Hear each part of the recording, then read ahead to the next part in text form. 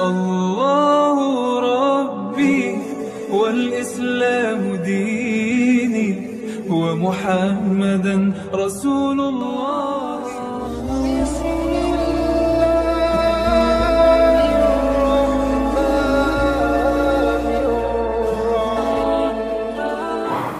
Alhamdulillah nahmaduhu wa nasta'inuhu wa nastaghfiruh wa na'udzu billahi min syururi anfusina wa min sayyiati a'malina may yahdihillahu fala mudhillalah wa may yudlil fala hadiyalah. Asyhadu an la ilaha illallah wahdahu la syarikalah wa asyhadu anna Muhammadan abduhu wa rasuluh. Allahumma salli wa sallim wa barik ala sayyidina Muhammadin wa ala alihi wa ashabihi ajma'in. Amma ba'du, fa ya ibadallah, usikum wa nafsi bitaqwallah wa ta'atihi la'allakum tuflihun. Qala Allah ta'ala fil Qur'anil Karim, a'udzu billahi minasy syaithanir rajim. Ya ayyuhalladzina amanu taqullaha haqqa tuqatih wa la tamutunna illa wa antum muslimun. Shadaqallahul azim. Ma'asyiral muslimin, sidang Jumat rahimakumullah. Dalam hidup ini kita punya banyak kebutuhan. Orang tua kita dulu mengelompokkannya menjadi 3. Kebutuhan sandang, pangan, dan papan. Karenanya kita harus penuhi segala kebutuhan kita. Untuk itu kita bukan cuma boleh mencari harta, tapi harus mencari harta. Harta itu dalam bahasa Arab diistilahkan dengan kata mal. Mal itu artinya condong, cenderung, miring. Itu artinya hati kita cenderung kepada harta, senang kepada harta.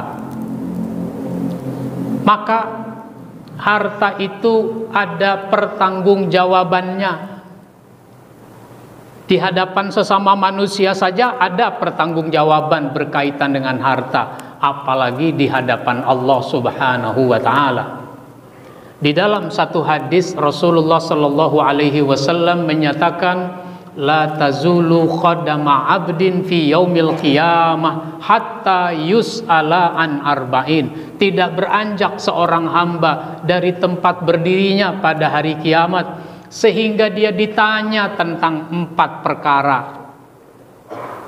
Satu di antara 4 perkara itu adalah terkait dengan harta. Ada 2 pertanggungjawaban berkaitan dengan harta. Yang pertama adalah min ainak tasabahu, dari mana harta itu kamu dapat. Maksudnya dari mana adalah dengan cara yang halal apa tidak mendapatkan harta itu. Banyak orang menghalalkan segala cara untuk mendapatkan harta. Mulai dari pedagang-pedagang kaki lima misalnya, sampai di pemerintahan, orang menghalalkan segala cara untuk mendapatkan harta. Orang dagang banyak yang berbohong. Meskipun dagang itu halal pada dasarnya, tapi kalau berbohong menjadi tidak halal keuntungannya. Dari mana kamu dapat? Halal apa tidak? Maka apalagi kalau untuk mendapatkan harta, orang sampai mencari legalitas hukum, mencari pembenaran supaya yang tidak halal seolah-olah menjadi halal.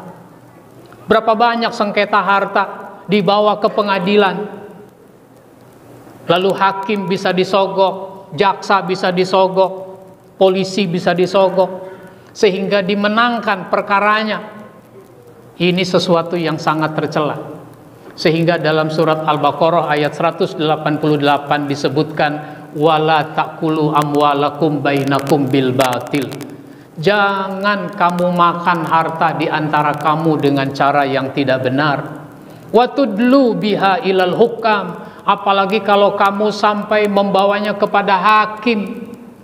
Untuk apa dibawa ke hakim, dibawa ke pengadilan? Litakulu fariqam min amwalin nasi bil ismi, supaya kamu bisa makan harta orang dengan cara berdosa. Wa antum ta'lamun, padahal kamu tahu bahwa itu bukan punya kamu. Dalam keluarga kadang ada sengketa harta. Bapak mati meninggalkan harta, anak-anak ribut sesama mereka karena soal harta waris. Nggak usah ribut, kenapa? Sudah ada ketentuannya. Oleh karenanya Allah sudah tegaskan dalam ayat ini, jangan sampai mencari legalitas hukum agar sesuatu yang tidak halal seolah-olah menjadi halal.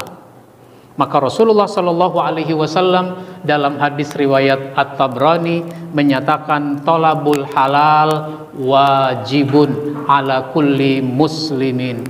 Mencari sesuatu yang halal wajib atas setiap muslim.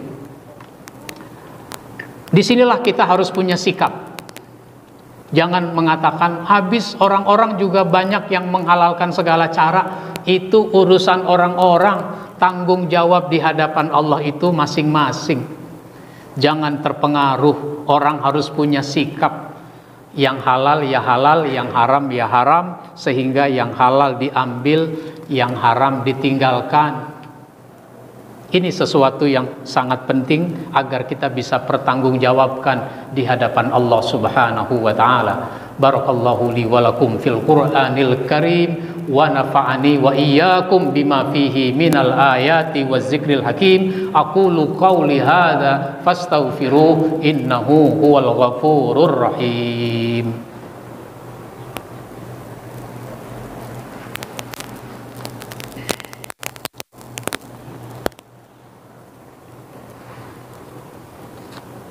Alhamdulillahilladzi an'amana bi ni'matil iman wal islam. Asyhadu an la ilaha illallah wahdahu la syarikalah wa asyhadu anna Muhammadan abduhu wa rasuluh. Allahumma salli wa sallim wa barik ala nabiyyina Muhammadin wa ala alihi wa ashabihi ajma'in. Amma ba'du fa ya ibadallah, usikum wa nafsi bitaqwallah wa ta'atihi la'allakum tuflihun. Qala Allah ta'ala fil Qur'anil Karim, a'udzu billahi minasyaitonir rajim, ya ayyuhalladzina amanu taqullaha haqqa tuqatih wa la tamutunna illa wa antum muslimun. Shadaqallahul azim. Jamaah sidang Jumat rahimakumullah. Kalau kita sudah cari rizki dengan cara yang halal, apa sudah selesai? Belum. Apalagi pertanggungjawabannya, untuk apa dibelanjakan? Wa fima anfaqahu. Untuk apa harta yang sudah kita dapat dipergunakan, dibelanjakan? Untuk sesuatu yang baik atau untuk sesuatu yang buruk? Kita lebih tahu tentang diri kita.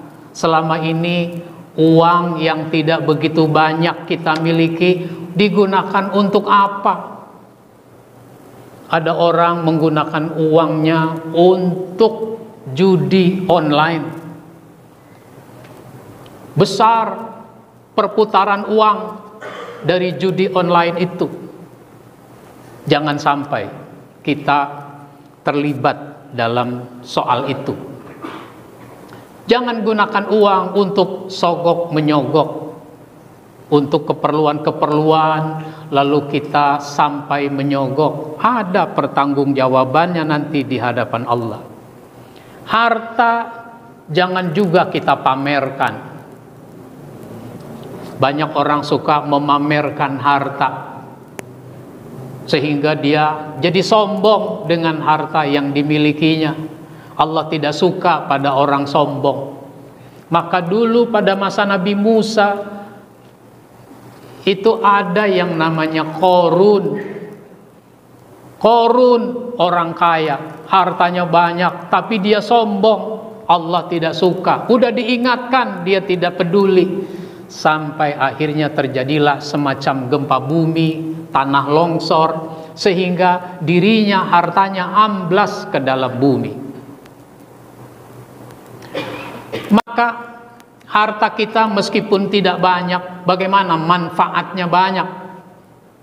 Karena orang harus bermanfaat dengan hartanya, meskipun hartanya tidak banyak. Kalau kita miskin, kalau kita punya sedikit harta, jangan alasan saya boro-boro infak, buat saya saja masih kurang. Tidak begitu. Maka dulu ada sahabat-sahabat Nabi yang miskin.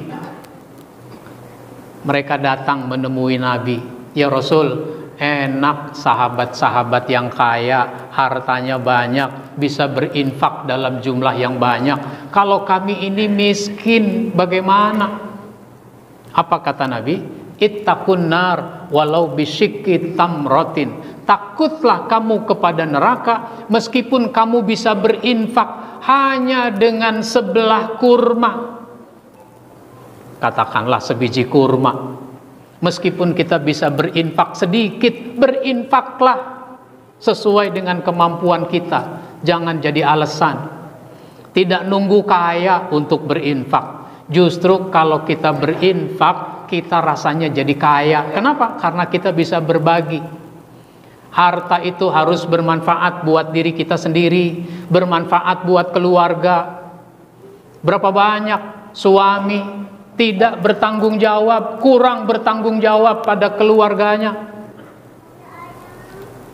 sehingga terjadi begitu banyak kasus-kasus perceraian dalam rumah tangga. Sebagian besar perceraian itu karena gugatan istri, dan sebagian besar gugatan istri itu disebabkan persoalan ekonomi. Di antaranya suami tidak bertanggung jawab pada istrinya.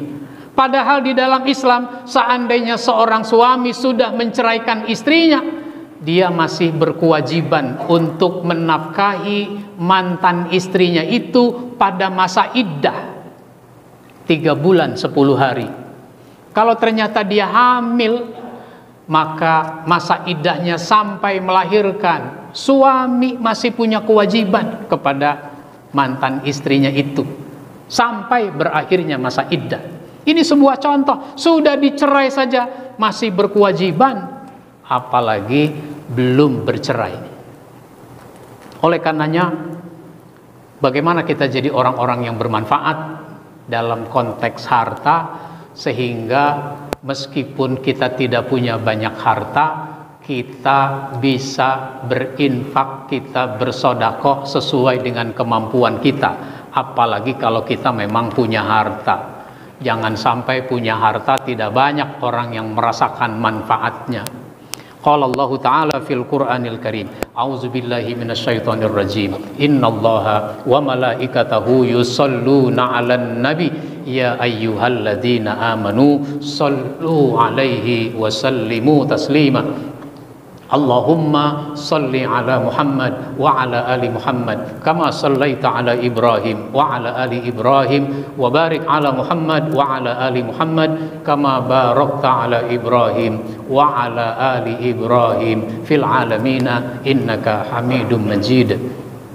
Allahumma ighfir lil mu'minina wal mu'minat wal muslimina wal muslimat al ahya'i minhum wal amwat innaka sami'un qaribun mujibu da'wat ya qadiyal hajat. Allahumma ansur man nasaraddin wahzul man khazalal muslimin. Allahumma ansuril islam wal muslimin fi kulli makan wa fi kulli zaman. Allahumma arinal haqqa haqqa warzuqna ittiba'ah wa arinal batila batila warzuqna istinabah. Rabbana atina fid dunya hasanah wa fil akhirati hasanah wa qina adzaban nar. Ibadallah, innallaha ya'muru bil adli wal ihsan wa ita'i dzil qurba wa yanha 'anil fahsya'i wal munkari wal baghi ya'izukum la'allakum tadhakkarun wa la dzikrullahi akbar.